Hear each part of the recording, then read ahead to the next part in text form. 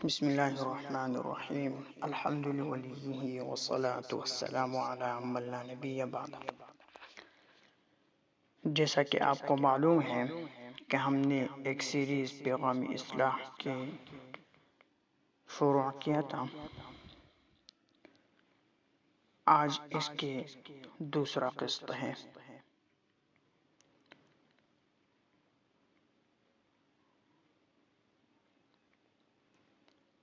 اور آج ہم بات کریں گے ایک ایسے موضوع پر جو ہر فرد کی زندگی میں اہمیت رکھتا ہے،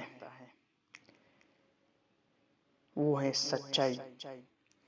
سچائی کی طاقت اور جھوٹ کا نقصان، یہ دونوں ہم سب کی زندگیوں میں اثر انداز ہوتے ہیں۔ ہمیں سچ بولنے کی اہمیت سمجھنی چاہیے اور جھوٹ کے نتائج کو جاننا چاہیے۔ رب العالمین قرآن کریم میں فرماتا ہے، یا ایھا الذین آمنوا اتقوا اللہ وقولوا قولا سدیدا۔ اے ایمان والو، اللہ سے ڈرو اور سیدھی بات کہو۔ یہ آیت مبارکہ ہمیں بتاتی ہے کہ سچ بولنا اللہ کے نزدیک پسندیدہ عمل ہے۔ سیدھی بات سچائی کی علامت ہے اور اس سے انسان کے دل میں سکون اور معاشرتی سطح پر امن آتا ہے۔ نبی کریم صلی اللہ علیہ وسلم کے حدیث مبارک کا مفہوم ہے، سچائی کا راستہ جنت کی طرف جاتا ہے اور جھوٹ دوزخ کی طرف لے جاتا ہے۔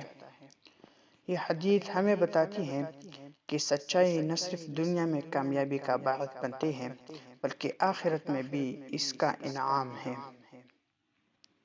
سچ بولنا ایک عظیم خوبی ہے جو انسان کے کردار کو بہتر بناتا ہے۔ سچائی میں جو طاقت ہے وہ کسی اور چیز میں نہیں۔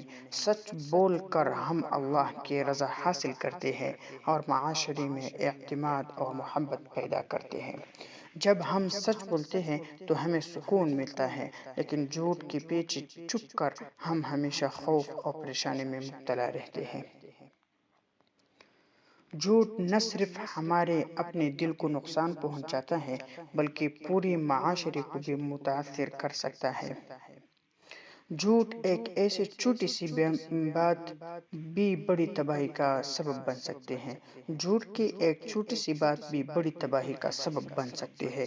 معاشرتی سطح پر جب لوگ جھوٹ بولنے لگتے ہیں تو اعتماد ٹوٹ جاتا ہے اور تعلقات میں دراڑیں آنا شروع ہو جاتی ہے۔ جھوٹ کی بنیاد پر کی جانے والی کوئی بھی بات آخرکار ہی بے نقاب ہو جاتا ہے اور اس سے عزت و وقار بھی متاثر ہوتا ہے۔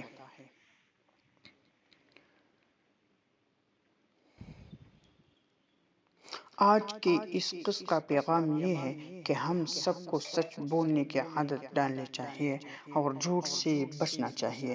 سچائی کو اپنائیے اور اپنی زندگی میں امن اور سکون کا آغاز کریں۔